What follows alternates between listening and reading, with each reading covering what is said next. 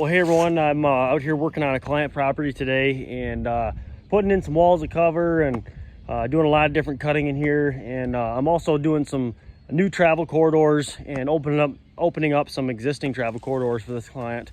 And I just wanted to take you guys through kind of how I go about opening up or creating new travel corridors. I get a lot of questions on this. And so I'm going to kind of take you through basically the line of movement, how I'm cutting it, and then just some maintenance and stuff, and how to really make these travel corridors, really attractive, not only for, deer in general, but really for mature bucks and in that daylight hours. So here we've got, the client's got a stand right up there. Not sure if you can see it in the video, but it's about 60 yards up there, and he's got a water hole and a mock scrape right here. And it's kind of a big hub. Got a lot of bedding cut out all through there. And then we've kind of got this main four-wheeler trail. And then this basically spurts off of here and heads back towards another one of the other stands and back in towards another bunch of bedding over here. And this was kind of a bunch of fallen trees, and this really wasn't enhanced.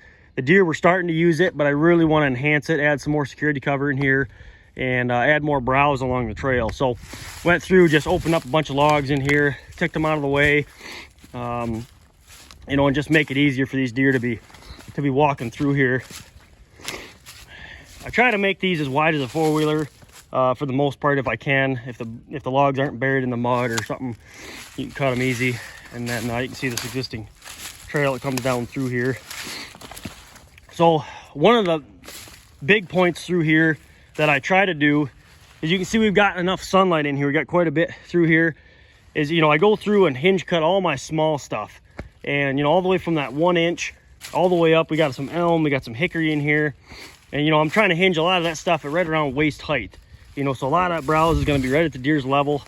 And then we've got a lot of this green ash in here. You've got some oak regen.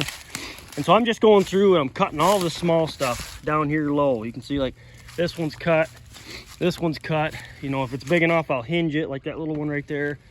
And I just go through and cut all this small stuff. And research has shown that by cutting a lot of this small stuff, it will regenerate. And actually that new growth off of this young growth, or these young plants, are actually highly digestible, and they're a lot more attractive, for whitetail. So like a lot of this small young hickory, all this vegetation through here, you can see almost all this is all cut off real short. We got some beech in here. These will hinge, and stay hinged and alive for a long time. So you can just see we just peeled back a lot of the trees in here, opened it up. Got a lot of this stuff that's just hinged a little bit shorter. And then this basically just ties back into one of his main logging roads. And we got some other, little bit of security cover along this logging road. And then this is going to be the next phase of the project. We're going to be doing some logging through here, and then adding in a lot more security cover, because right now you can still see a couple hundred yards in here. But this leads back down to one of his main stands. We did a bunch more cutting down there, and really great spot. So trying to just flow the property, have this all connect together, and that's what this travel corridor is for. So one of the other things I try to do when I'm creating these travel corridors, especially, it just depends on the material, but I try to do about 70% of my trees going basically perpendicular with this trail. We're putting a lot of material this way, and then I run right around that 30%, basically running kind of parallel. You can see I've got a couple of these that we're leaning back this way that I'll take this way. And then, I've got majority of these that are kind of running perpendicular to them. Trying to not block in these deer, so we've still got plenty of escape routes as they travel up and down through this. But they've still got that security cover and that secure feeling, with that vegetation and that growth, right alongside them, as they're traveling through here. And they've got lots of browse, lots of diversity in browse coming through here.